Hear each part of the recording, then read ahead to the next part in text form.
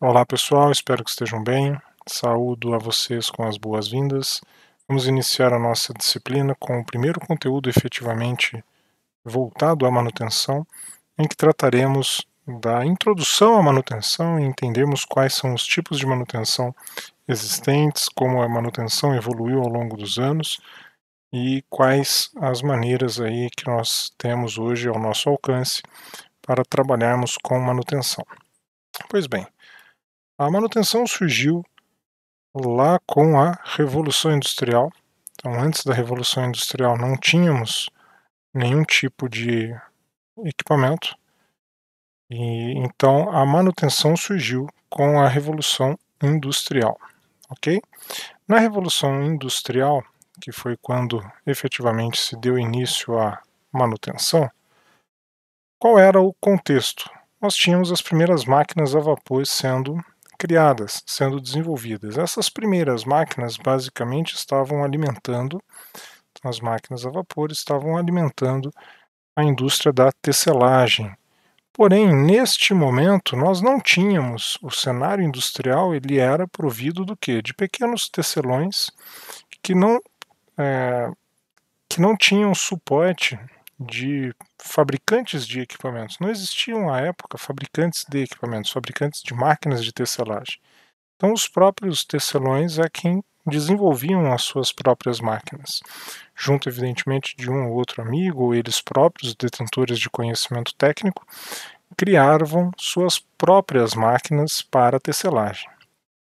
Neste momento, portanto, as primeiras máquinas voltadas para a tecelagem, elas eram compostas do quê? De basicamente tudo que os tecelões tivessem ao alcance das mãos. Então não existia nenhum tipo de padrão, não existia nenhuma norma de fabricação de máquinas, não existia nenhuma regra para a fabricação de máquinas.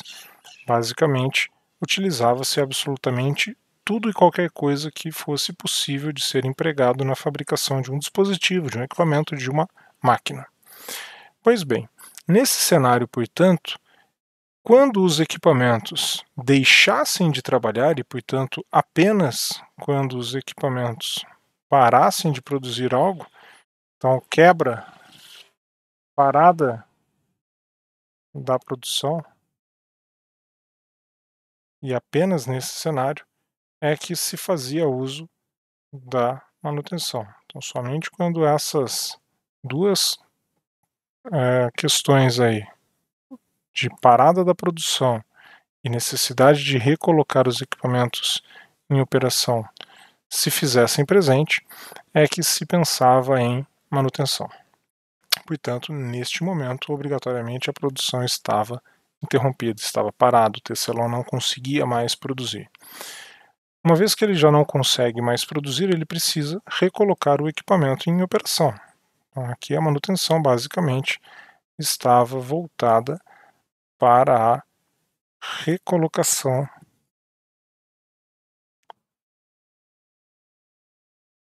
do equipamento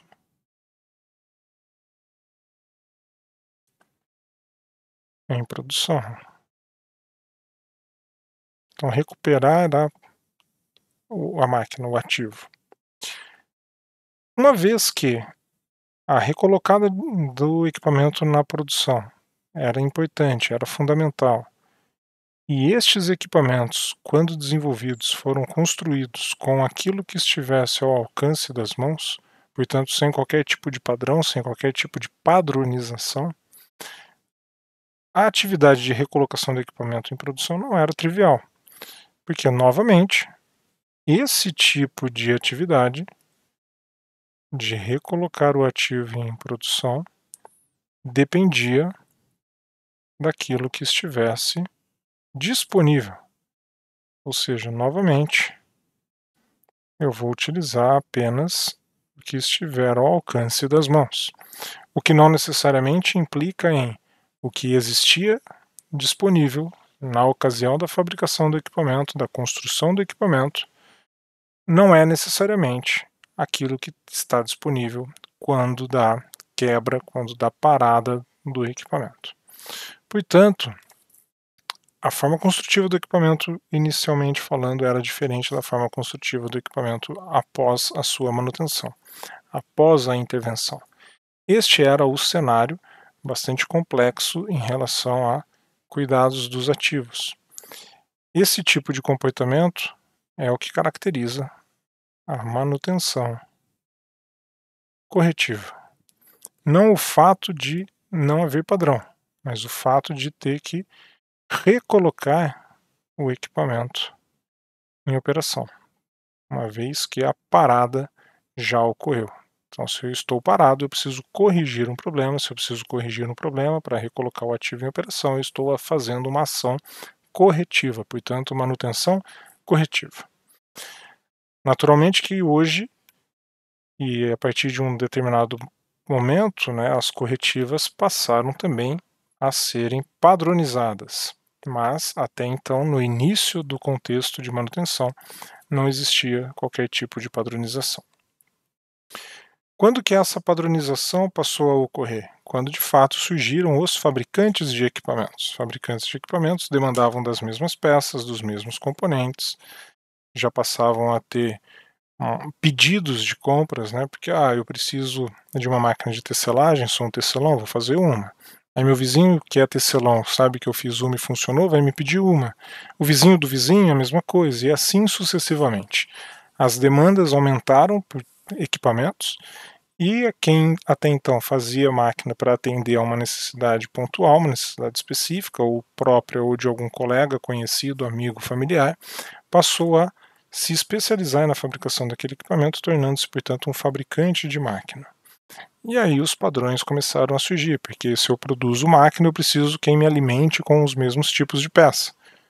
E aí as fábricas de parafusos, de porcas, arruelas, rolamentos, elementos de máquinas, elementos de fixação começaram a surgir e, portanto, os padrões começaram a ser estabelecidos.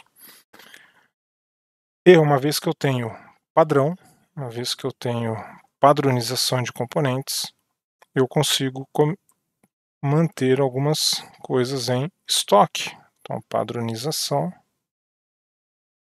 de componentes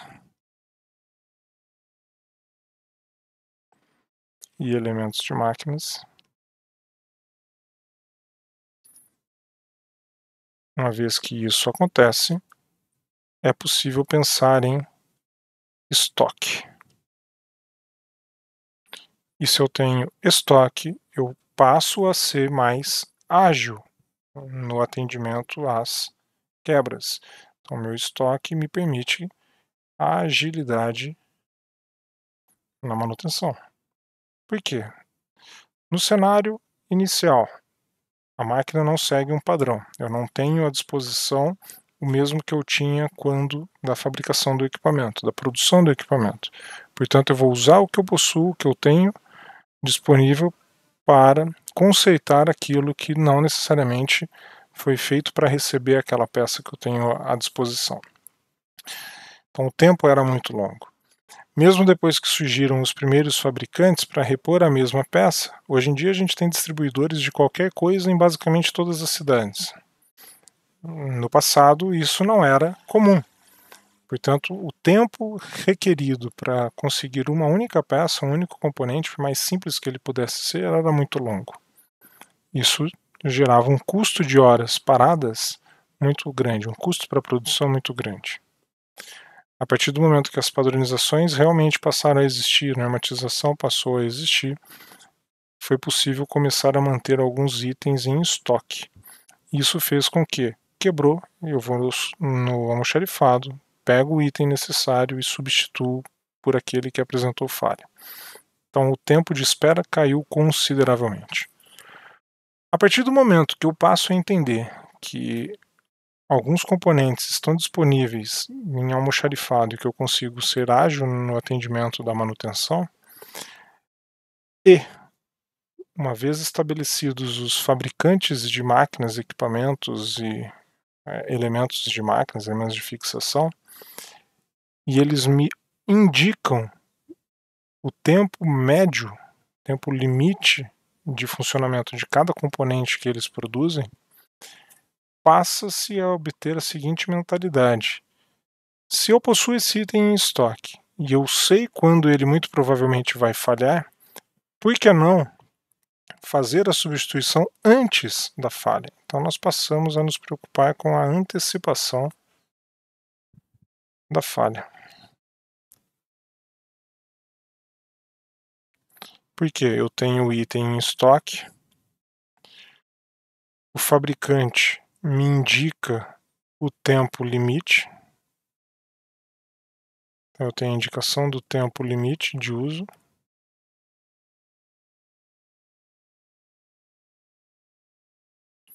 e eu detenho o conhecimento para substituição. Então, capacidade para realizar a substituição.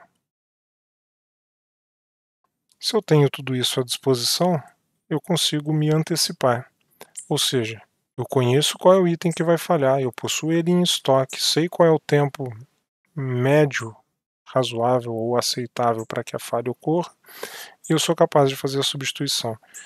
E aí eu começo a parar o ativo antes da falha ocorrer, antes da quebra ocorrer. Com base em qual informação? Esse aqui, no tempo médio, no tempo limite de uso. Uma vez que eu conheço esse tempo, que eu possuo o equipamento, o componente disponível, eu faço a parada e realizo uma manutenção preventiva. Portanto, a manutenção preventiva ela implica na substituição ou reparo do item de acordo com o tempo de uso. Mas, não raramente, a gente se pergunta: será que essa substituição que está sendo feita, esse reparo que eu estou realizando com base na informação de tempo, de fato está me gerando o menor custo possível? Será que eu não estou, numa dessas atividades, retirando de operação um componente que poderia ser utilizado por mais tempo? Ou será que eu não estou correndo o risco daquele componente que está instalado vir a falhar antes mesmo daquele tempo limite indicado pelo fabricante? As duas perguntas podem levar a uma resposta sim. Ou seja, eu tiro de operação um item que poderia ser utilizado por muito mais tempo, ou pouco mais de tempo, e também corro o risco de manter em operação um componente que está próximo da falha, e eu desconheço porque eu estou seguindo a orientação do fabricante com base no tempo. Essas informações baseadas em tempo são todas extraídas de ensaios, experimentos realizados em laboratórios sob condições controladas, e dados estatísticos indicam qual é o tempo médio que provavelmente aquele item deverá vir a falhar. É um cálculo probabilístico, mas se as condições de operação mudarem, não forem compatíveis ou idênticas àquelas de laboratório, muito provavelmente o comportamento vai ser diferente, podendo falhar antes ou podendo falhar depois. Portanto, sabendo disso, passou-se a adotar a seguinte estratégia: eu vou instrumentar o meu equipamento. Então, vou realizar a instrumentação do ativo. Vou fazer instrumentação para quê? Porque eu quero monitorar ruído, portanto, vibração. Quero monitorar temperatura, monitorar pressão, monitorar espessura. Ou seja, eu estou fazendo instrumentação, pendurando no meu ativo um monte de sensores para fazer o monitoramento da condição. Então, o que eu estou monitorando? Estou monitorando a condição do ativo. Condição do quê? De desgaste. É basicamente o que esse monitoramento, essa instrumentação implica. Então, monitoramento das condições de desgaste.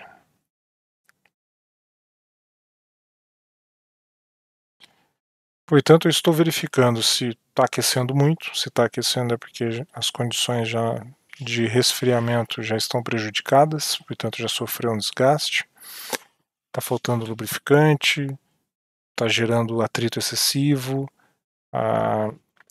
já existe ali eventualmente algum tipo de limalha de aço, limalha de ferro presente na união dos dois componentes em questão e que, portanto, pode gerar um aquecimento excessivo. Já tenho ali uma perda de espessura, enfim, estou monitorando o desgaste. E toda vez que esse desgaste estiver próximo de um limite estabelecido também pelo fabricante, mas como limite de uso, não em função do tempo, mas das condições físicas, eu preciso substituir o componente.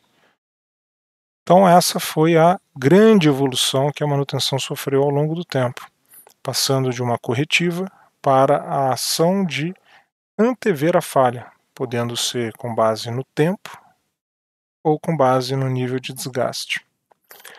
Existe também uma evolução mais recente das manutenções, perdão, que estão muito relacionadas àquilo que a gente vê em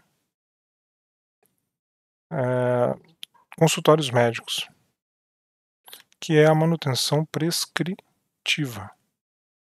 Então, manutenção prescritiva. O que vem a ser a manutenção prescritiva? Uma vez que eu estou monitorando todas essas informações e eu sei qual é o nível de desgaste e o que está levando ao desgaste é um objeto de estudo, então, eu sei que o desgaste existe, estou monitorando o desgaste, consigo medir quanto esse desgaste já ocorreu, o quanto ele já comprometeu daquele componente e identifico a causa raiz.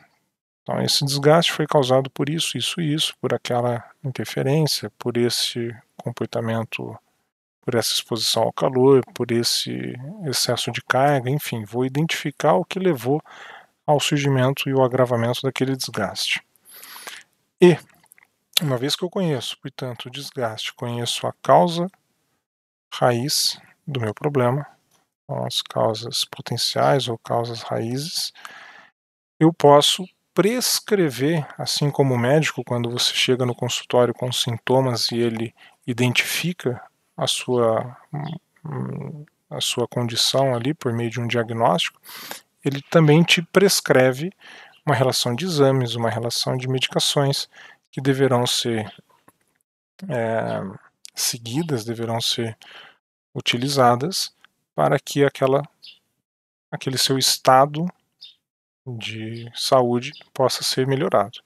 Então, uma vez que eu identifico os efeitos da minha falha, uma vez que eu identifico a causa raiz que me levou àqueles níveis de desgaste, eu consigo, consultando um banco de dados vasto, prescrever as atividades de manutenção indicadas ou mais assertivas para aquela combinação de fatores que vai me levar a uma resolução assertiva do problema. Então, realmente, tirar o elemento ali, tirar o equipamento da condição de falha e levá-lo para a condição normal de operação. Espero que tenham compreendido, que tenham conseguido assimilar o conteúdo. Vou deixar uma atividade para vocês e fico à disposição para tirar dúvidas, seja via a plataforma digital ou presencialmente. Um abraço e até a nossa próxima aula.